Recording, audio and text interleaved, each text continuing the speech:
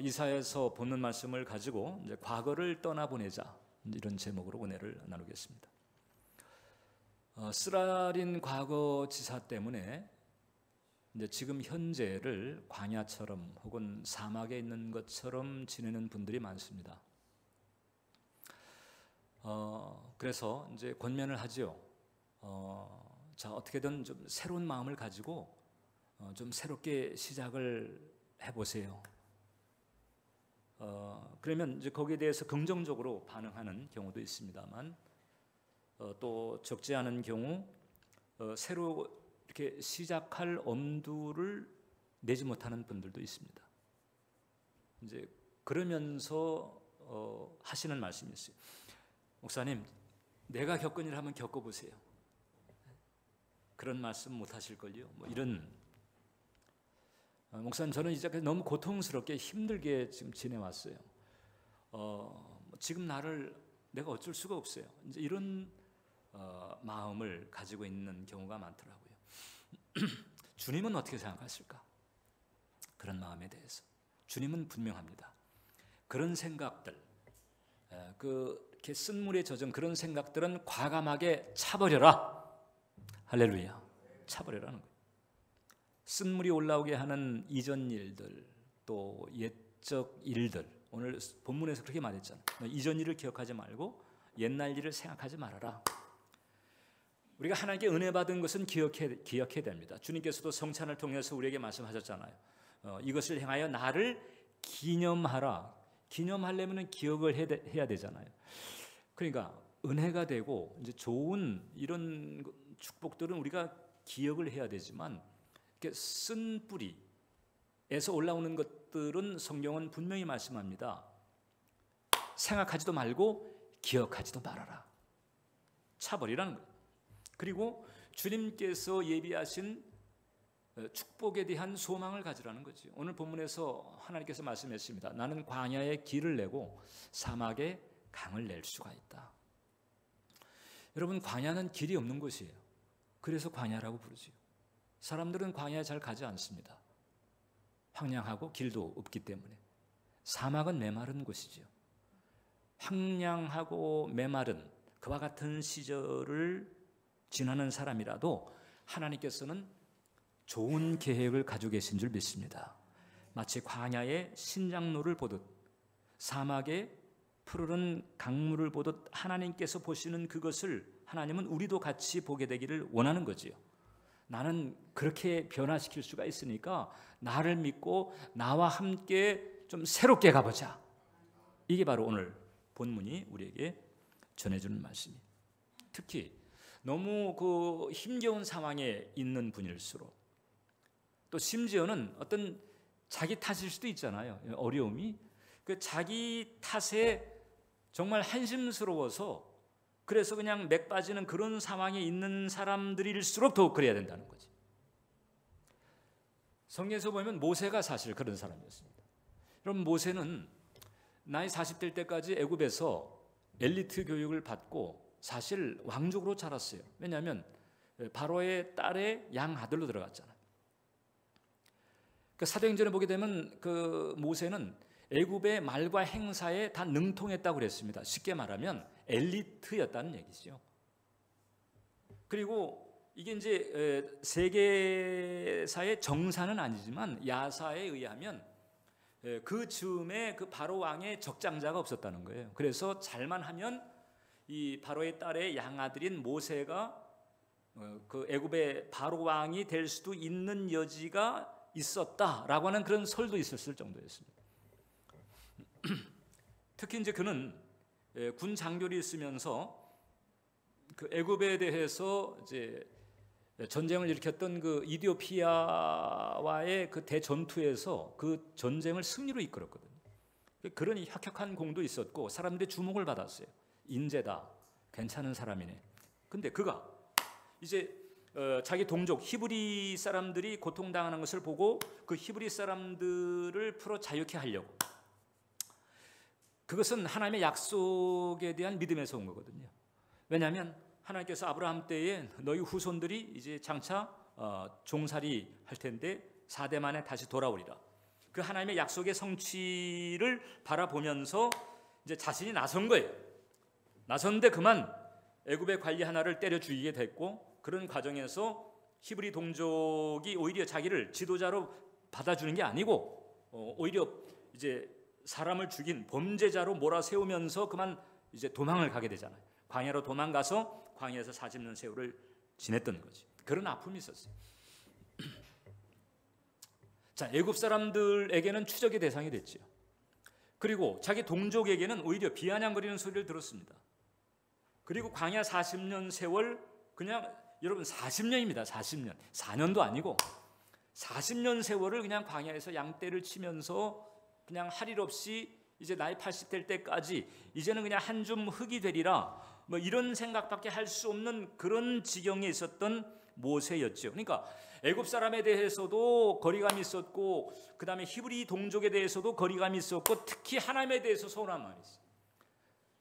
모든 것을 다 내려놓고 하나님의 약속을 위해서, 히브리 사람들을 위해서 나섰는데 40년 광야에서 이게 뭡니까? 하나님께 외면받은 것과 같은 그런 상처가 있었던 거죠.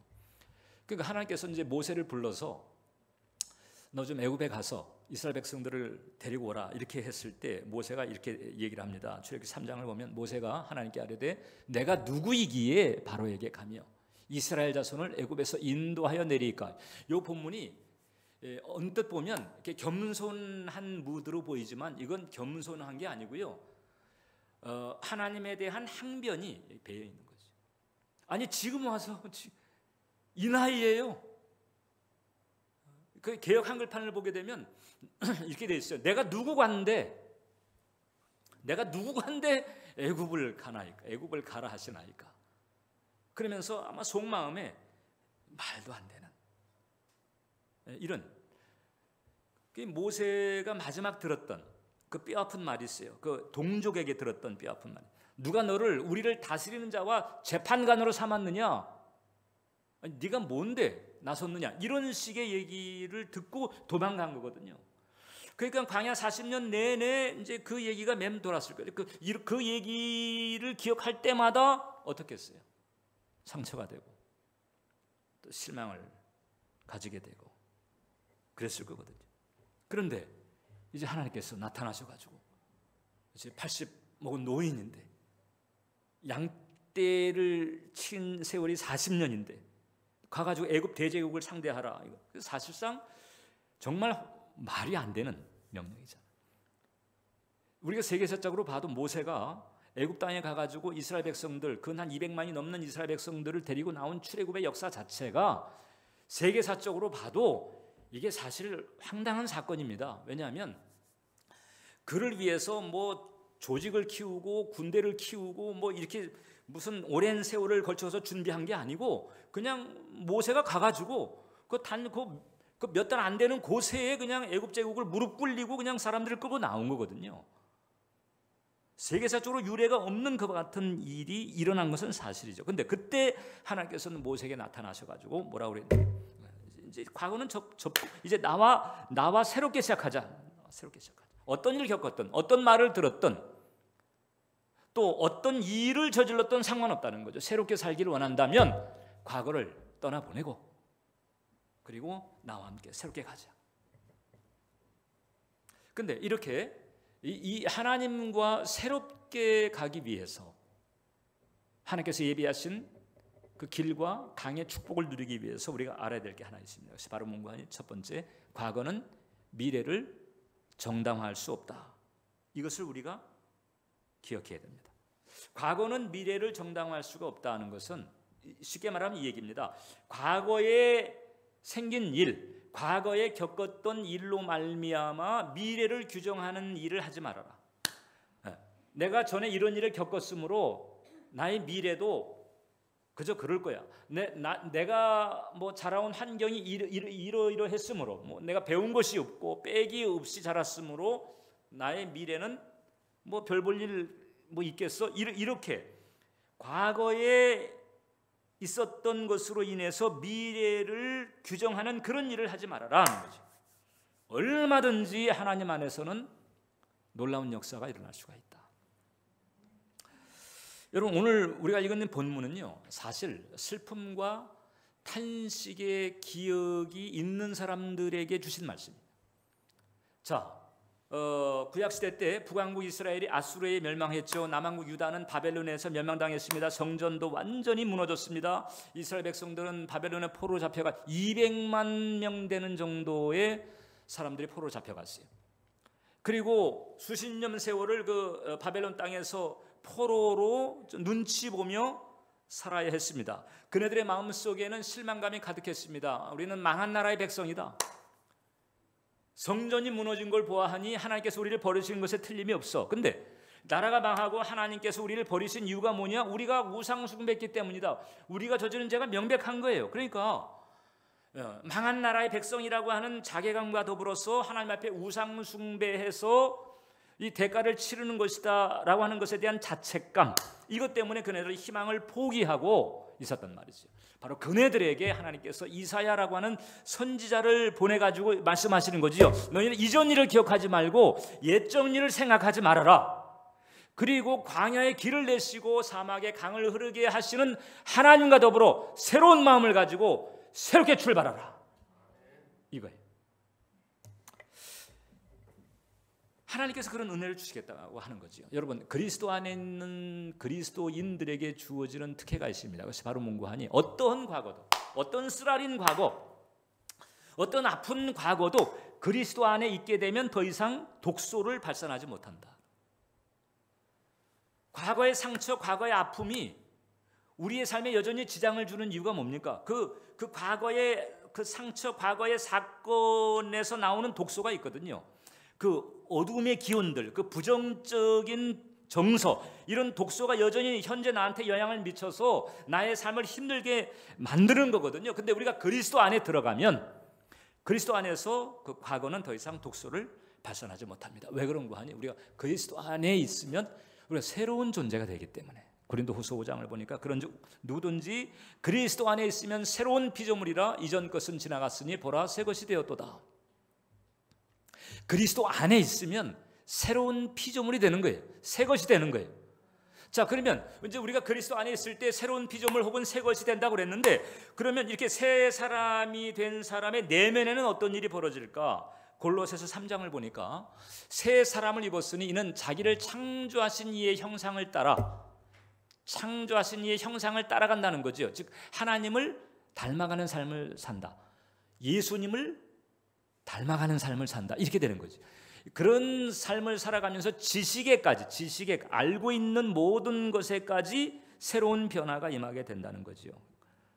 그래서 우리가 이런 은혜 가운데에서 그리스도 안에 살아가게 되면 마치 심리적으로는 약간 좀 붕 뜬 것 같은 그런 느낌을 갖게 됩니다. 왜냐하면 미움과 원망, 회한과 쓴뿌리가 있지만은, 그러나 거기에 붙잡혀가지고 허우적거리는 게 아니에요.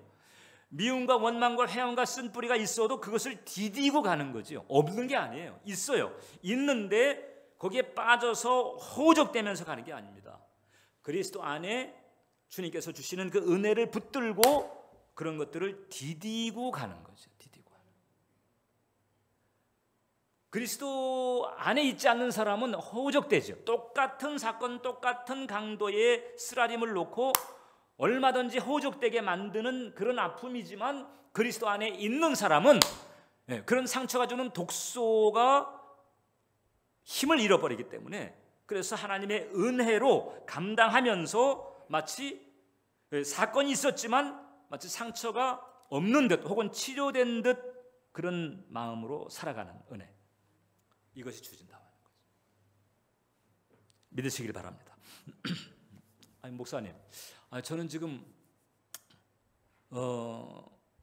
디디고 있는 게 아니고 빠져서 허우적대고 있는데, 그럼 왜 그런 거지요? 전 교회를 다니고 그러는데 왜 그런 거지요? 여러분, 교회를 다녀도 그리스도 안에 안 있을 수 있어요. 그러니까 교회를 다니는 것과 그리스도 안에 있는 것은 일단 별개의 것입니다. 일단 교회를 다니게 되면 그리스도 안에 살 수 있는 확률이 높아지지. 교회는 그리스도 안에 살 수 있도록 안내하는 곳이잖아요. 그러나 교회를 다닌다 할지라도 그리스도 안에 있을 수도 있지만은 그렇지 않을 수도 있다는 거예요. 집에 비누가 있습니다.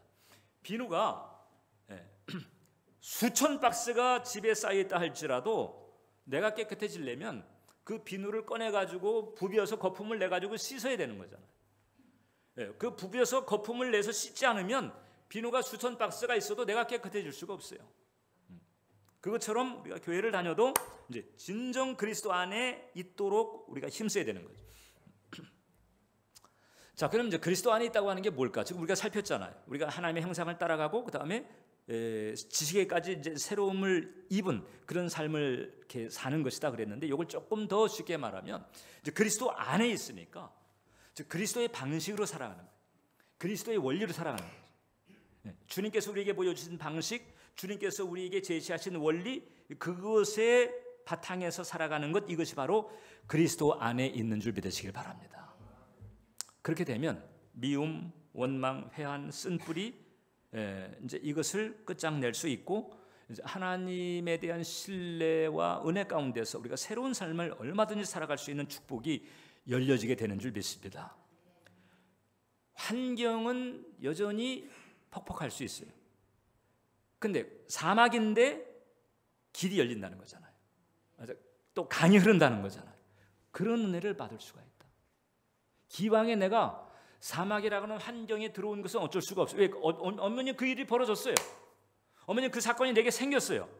그것 때문에 내가 사막에 떨어진 것과 같고 광야에 떨어진 것과 같은 것은 돌이킬 수 없지만, 그러나 거기서 헤매지 않고 얼마든지 신장로를 가는 것처럼, 강물을 마시는 것처럼 하나님 우리는 그렇게 하신다.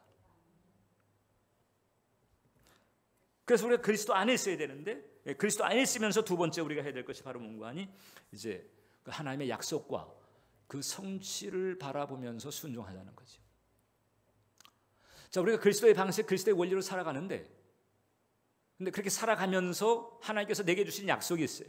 그 약속과 그 약속의 성취를 바라보면서 가는 거죠.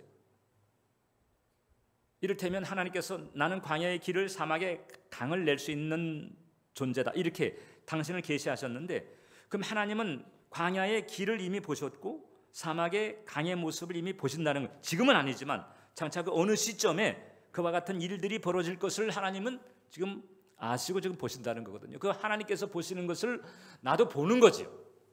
함께 보는 거죠. 요셉이 그런 사람이었습니다. 요셉은 두 번의 꿈을 꿨잖아요. 결국 이제 해와 달과 11별이 절하는, 즉 부모와 형제들이 나에게 절하는 어떤 그런 양상이 성취될 것이다라고 하는 확신이 있었지요. 두 번의 꿈을 통해서 주신 그 은혜를 요셉은 붙들었습니다. 그래서 옥살이 할 때도 종살이 할 때에도 그 꿈을 계속 바라, 그 꿈이 현실적으로 어떻게 이루어지게 될는지는 알 수 없었지만은, 그러나 어떻든 해와 달과 11별이 나한테 절하게 되는 그런 포지션에 내가 가게 될 것이라고 하는 마음은 있었던 거지. 그래서 그 꿈을 바라보고 그 꿈을 주신 그 하나님을 의지하면서 갔어요.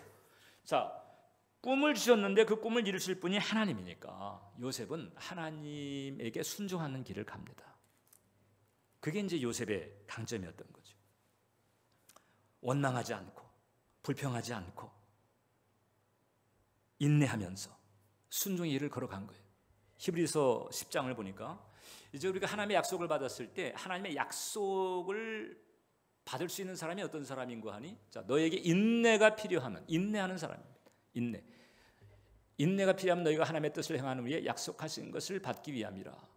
자, 그러니까 하나님의 약속하신 것을 받을 수 있는 사람은 인내하는 사람이라는 거예요. 여러분, 하나님께서 우리로 하여금 인내하실 때에는요, 여유만만한 그런 분위기가 아닙니다. 어떨 때는 생과 사의 경계선을 가는 것 같은, 조금만 마음을 풀어놔버리면 그냥 절망의 나락으로 떨어져 버릴 수도 있는, 그래서 안간힘을 쓰면서 아주 치열하게 하나님을 신뢰하는 쪽으로 필사적으로 애를 쓰지 않으면 안 되는 그런 환경 같은 것을 가게 하시는 거예요. 요셉이 그랬죠. 종살이하고 옥살이하고, 내 인생 이제 종살이로 끝날지도 몰라. 내 인생이 감옥에 있다가, 아니 이게 죽을지도 몰라. 왜냐하면 왕의 총애를 받던 사람들 와가지고 그냥 목이 댕댕 잘려나가는 걸 보니까 기약할 수가 없는 거지요. 그런 상황에서 그냥 칠흑 같은 어두움 가운데서도 그 하나님의 약속과 하나님을 치열하게 붙들고 가는 이런 차원의 인내인 거죠. 요셉은 그 길을 갔습니다. 이것이 바로 사막이나 광야 같은 환경에 있을 때 하나님을 신뢰하는 사람이 가야 되는 길이다 는 거죠. 그리고 매 순간 하나님이 보시는 그것을 같이 보려고 하는 거죠. 요셉이 그렇게 했어요. 그래서 그 꿈을 주신 하나님을 신뢰하면서 그 꿈을 이루실 하나님께 순종하면서 그 꿈의 성취를 하나님과 같이 보면서 가는 거예요. 많은 시련이 그에게 닥쳐왔지만 그 시련이 그로 하여금 절망의 수렁에 빠지려고 그를 밀쳤지만 그는 빠지지 않았습니다. 계속해서 하나님을 붙들고 하나님이 보시는 그것을 함께 보려고 했어요. 요셉이 종들 숙소에서 고생하며 있을 때에도, 요셉이 옥에 갇혀가지고 그 컴컴한 그 옥에서 발에 착고를 차고 그렇게 있을 때에도, 그때에도 하나님은 뭘 보셨는가 하니 요셉의 삶에 나타날 길과 요셉의 삶에 흐를 강을 보셨는데, 쉽게 말하면 요셉이 이제 총리 취임식을 가지게 된 모습을 하나님은 보신 거거든요. 종살이 할 때, 옥살이 할 때 하나님은 멀리 요셉이 애굽의 국무총리에 취임하는 취임식을 보고 계셨던 거죠. 하나님은 그러신 분이죠. 우리에게 꿈을 주시고 그 꿈의 성취를 이미 하나님은 아시고 보시고 계신 거예요. 그래서 그 하나님의 형상을 따라 사는 사람은 어떤 사람이냐? 하나님 보시는 것을 같이 보려고 하는 사람이죠. 비전의 성취, 꿈의 성취를 바라보는 거죠. 그래서 꿈의 성취와 비전의 성취를 바라보면서 그 성취에 대한 소망을 가지고 어려운 현실을 능히 감당해내고 이기게 하시는 은혜, 이게 바로 하나님께서 우리로 하여금 현실을 변화시키도록 주시는 축복인 줄 믿으시길 바랍니다. 그리고 마지막으로 우리는 이제 주님께서 보시는 그것을 함께 보면서 가는 길에 특히 이제 우리가 어떤 것을 익혀야 되는가 하니 예수님과 함께 사는 법을 익혀야 된다. 예수님과 함께 사는 법. 자, 왜 그런가 하니 이제 하나님께서 내 삶에 들어오셨어요, 여러분. 내가 예수님 구주로 영접했어요.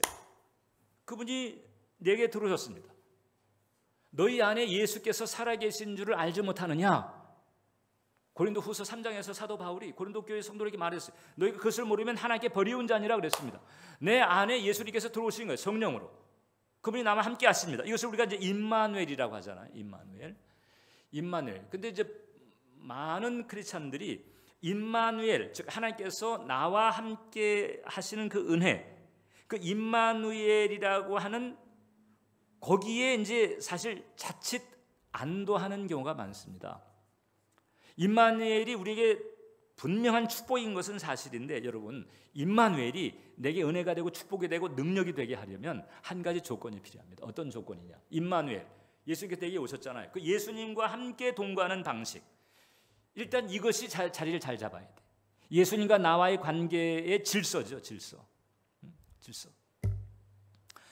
내가 여러분 이제 보통 대학생들이 이제 기숙사 생활을 하잖아요. 이제 뭐 집이 멀리 떨어져 있을 때, 자 그러면 자기가 혼자서 싱글로 이렇게 지내다가 기숙사 생활을 하게 된다. 그럼 그 룸메이트가 있게 되잖아요. 그럼 룸메이트하고 이제 한 방을 같이 써야 돼. 그러면 자기 혼자 지내는 거하고 이제 차원이 달라지잖아요. 상대방을 의식해야 되고 상대방도 존중해야 되고 같이 가야 되는 이런 삶의 변화를 가질 수밖에 없잖아요. 결혼도 대표적인 거지요. 처녀 총각으로 혼자 싱글로 지낼 때에는 그냥 하고 싶은 대로 마음 편하게 그렇게 지냈습니다. 근데 이제 결혼하게 됐어요. 남편 혹은 아내가 생겼습니다. 부부지간의 삶을 살아야 돼. 이건 룸메이트보다 이제 더 할 수 있는 거죠. 이건 이 부부지간은 자기의 인생이 걸려 있고 자기 장래가 걸려 있는 그런 차원이기 때문에 더더욱 민감할 수밖에 없죠. 그렇게 되면은 남편과 아내 사이에 그 이제 동거하는 방식이 어떻든 정리가 돼. 그 지침이 세워져야 되는 거지. 그러니까 우리가 친구 사이에도 혹은 그냥 남녀 사이에도 함께 살게 되면 싱글로 있을 때와는 완연하게 다른 질서와 그런 방식으로 살아가야 되는데, 주님께서 내게 오셨단 말이죠. 주님께서 내 안에. 내가 이제 그분과 함께 살아가야 되는 거예요. 그러면 주님이신 그분과 이제 내가 함께 사는 것, 이게 바로 이제 신앙의 길인데, 그럼 어떻게 해야 될까? 어떤 방식, 어떤 질서로 가야 될까? 이제 시편에 보게 되면 그분과 나와의 동거 방식이 좀 어떤 무드여야 되는가에 대해서 살짝 암시를 준 구절이 있습니다. 시편 123편인데, 상전의 손을 바라보는 종들의 눈같이 여주인의 손을 바라보는 여종의 눈같이 우리의 눈이 여호와 우리 하나님을 바라보며 우리에게 은혜 베풀어 주시기를 기다리나이다. 자, 상전이 있고 종이 있어요. 여주인이 있고 여종이 있어요. 일종의 시녀 같은 거죠. 요런 맥락인 거죠. 요런 분위기죠. 그분이 주님이고 우리는 종인 거지. 그분이 주권자예요. 그분이 중심이죠. 주님이 중심이 되셔야 돼. 그 주님이 중심이 되고 내가 그분을 따라가는 요 질서, 요 구도가 예수님과 함께 동거하는 방식이죠. 요게 자리 잡히게 되면 그때서부터 진정 임마누엘이 내가 은혜가 되고 능력이 되고 승리가 되고 평안의 근원이 되는 줄 믿습니다. 근데 이제 이런 질서가 안 잡히잖아요. 그럼 이런 질서가 잡힐 때까지 주님하고 우리는 씨름할 수밖에 없어요. 누가 중심에 설 거냐. 그러나 이 질서의 기본이 딱 잡히게 되잖아요. 그 다음서부터 이제 주님께서 일하시는 거죠. 주님께서 다 이루어 가시는 거죠. 이런 구도를 예수님께서 또 그 알기 쉽게 이렇게 설명하신 적이 있어요. 마태복음 11장에 보게 되면은 이런 말씀했습니다. 나는 마음이 온유하고 겸손하니 나의 멍에를 메고 내게 배우라. 그러면 너희 마음이 쉼을 얻을 것이다. 나의 멍에를 메고 내게 배우라. 여러분, 보통 이제 옛날에 이스라엘 백성들은요, 그 논밭을 갈 때 어떻게 했는가 하니, 두 마리의 소가 끌게 했습니다. 그걸 이제 한 결이라고 하거든요. 한 결이 하게 되면 두 마리의 소가 끄는 멍에. 그러면 두 마리의 소를 이렇게 매는 그 멍에가 있잖아요. 그 결인데, 그럼 이제 두 마리 소가 같이 이렇게 쭉 끌고 하는 거죠. 근데 종종 그 농장 주인이 어떻게 하는가 하니, 송아지를, 이제 엄마 소가 있잖아요. 그럼 송아지를 그 멍에에 들여보냅니다. 왜냐하면 이 송아지가 일을 배워야 되니까. 그러면 이제 사실 엄마 소가 멍에를 다 걸머쥐고 있고 끌고 가는 거예요. 송아지가 하는 건 없어요. 송아지가 하는 것은 그 멍에 안에 들어가서 엄마 소가 뭘 어떻게 하는지 그것을 보고 배우고 따라하는 것뿐이죠. 뭐 작업 분량이라든지 작업을 언제 끝내야 되는 건지 걱정할 필요가 없어요. 그건 엄마가 다 알아서 해요. 그냥 송아지는 그 안에 들어가서 보고 배우는 거예요. 예수님께서 이 말씀하실 때는 바로 그 모습을 연상하시면서 한 거죠. 그러니까 예수님께서 이 말씀하실 때 벌써 이 얘기를 들었던 그 당시 이스라엘 백성들은 단박에 알아차렸죠. 한 결이 안에 두 마리 소가 들어가는데 송아지가 엄마 소를 보고 배우는 거, 그거구나. 우리가 주님을 따라가는 것은 그렇게 가야 되는 거구나. 이것을 단박에 알았습니다. 그러니까 우리가 예수님과 함께 이제 한 멍이 안에 들어간 거예요. 할렐루야. 믿음 생활은 그거거든요. 예수님과 함께 동거하게 된 거지요. 그럼 이 상황에서 이제 우리가 어떻게 살아가는 것이 가장 내게 쉼이 되고 그것이 능력이 되고 은혜가 될 수가 있을까? 그냥 같은 멍에 안에서 동거하게 됐으니까 보고 배우는 거예요. 내게 배우는 거예요. 예수님 하는 그대로 보고 배우고 따라하는 거죠. 예수님께서 하나님을 어떻게 섬기셨는지, 예수님께서 어떻게 기도하셨는지, 어떻게 사랑하며 어떻게 사람들을 대하셨는지, 누군가의 공격을 받을 때 예수님께서는 어떻게 대처하셨는지, 예수님께서 하신 대로 그대로 보고 배우고 따라하면 되는 거죠. 그게 우리의 신앙생활. 예수님의 멍에 안에, 즉 우리가 예수님과 동거하게 됐어요. 임마누엘이죠. 임마누엘. 임마누엘의 그 은혜 가운데 우리가 동거하면서 우리는 예수님께서 하신 것을 그대로 보고 배우고 따라하면서 직장 생활하고 사업하고 학업하고 여러 가지 삶을 이루어가는 거죠. 그게 이 땅에서 우리의 신앙생활의 패턴인 거죠. 복잡할 게 없어요, 여러분. 복잡할 게 단순합니다. 그냥 예수님께서 어떻게 하셨지? 근데 성경에 이제 예수님께서 명확하게 우리의 삶의 모든 것을 지적하신 건 아니니까 그 성경에 없는 부분일 때는 이런 경우 평소에 예수님의 스타일로 봤을 때는 이런 경우 이렇게 하시지 않았겠어? 이렇게 생각하면서 예수님에게 초점을 맞추는 거죠. 그러니까 예수님께서 어떻게 하셨나? 혹은 예수님께서 그렇게 하셨대. 이거면 되는 거예요. 거기에 근거해서 살아가는 거죠. 그러다 천국 가는 거예요, 여러분. 그게 바로 우리 신앙의 길입니다.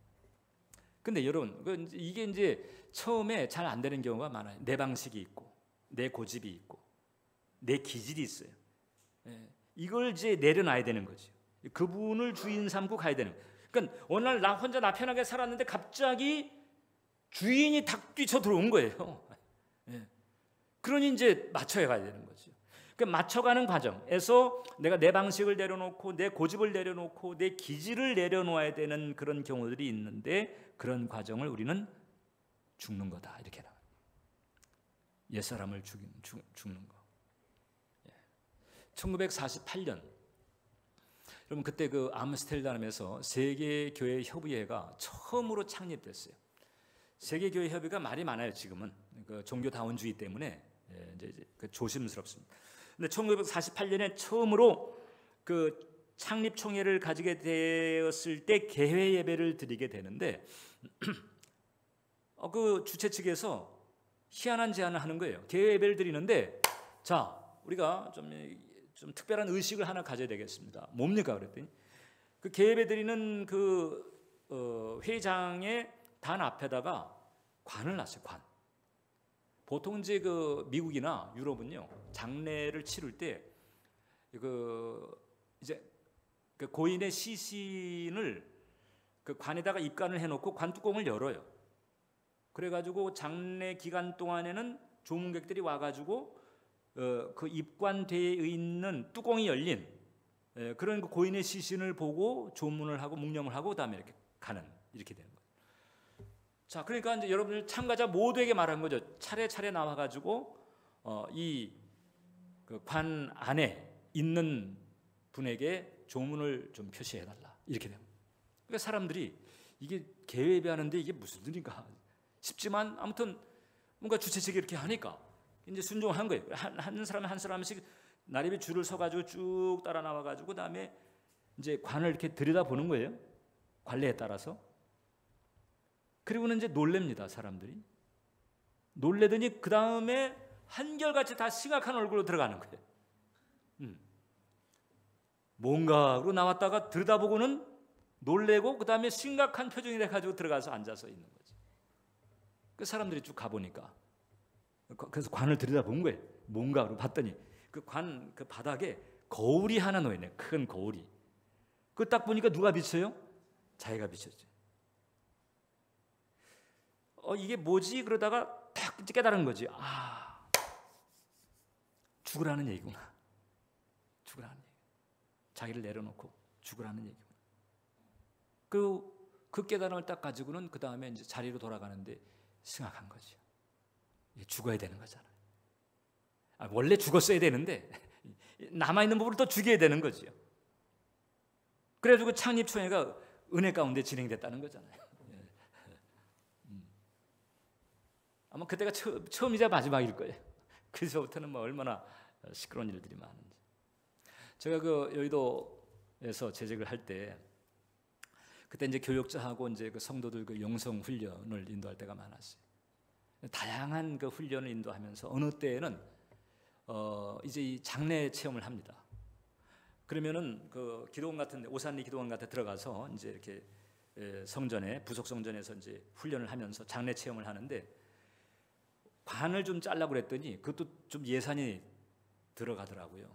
그래가지고 이제 처음 훈련할 때 그걸 못 해가지고 그냥 관 없이 그냥 바닥에 이제 누워서 일단 임사 체험하는 것처럼 이렇게 이제 죽었다고 생각하고 거기 이제 멘트를 합니다. 사람 그 참가자들이 들어와가지고 바닥에 쭉 눕죠. 그럼 이제 봉사자들이 그 이불 호청 같은 거 있잖아요. 면으로 된 거. 그걸 이제 쭉 가져다가 이제 쫙 덮어요.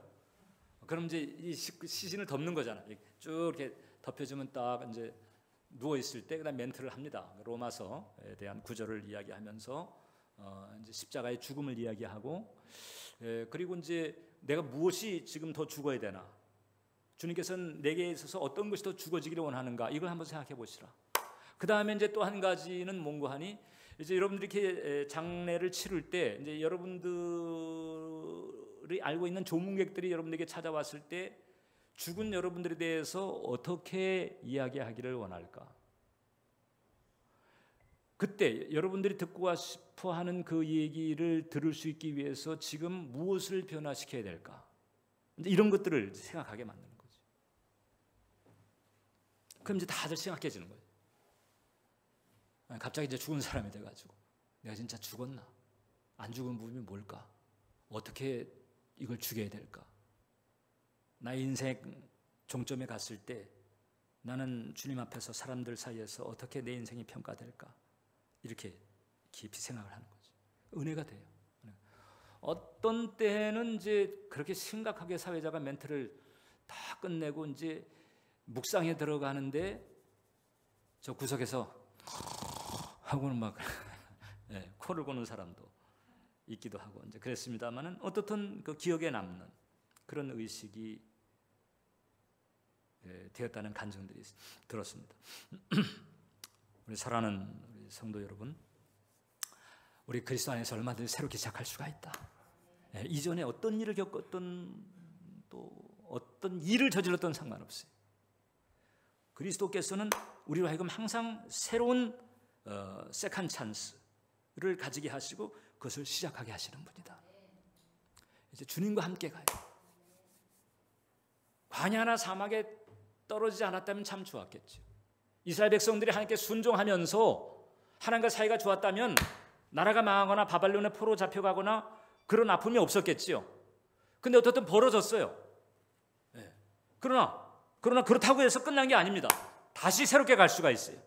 이전 일, 옛적 일을 생각하지 말고 그건 이제 과거로 접고 차버려야 돼. 발로 차버리고 그 다음에 하나님과 함께 하나님께서 예비하신 길과 강을 보면서 그 하나님께 순종하면서 하나님을 신뢰하면서 가는 거죠.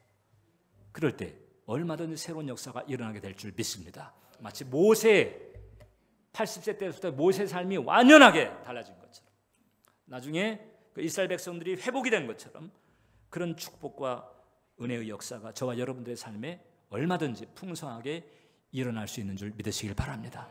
과거를 차버리세요.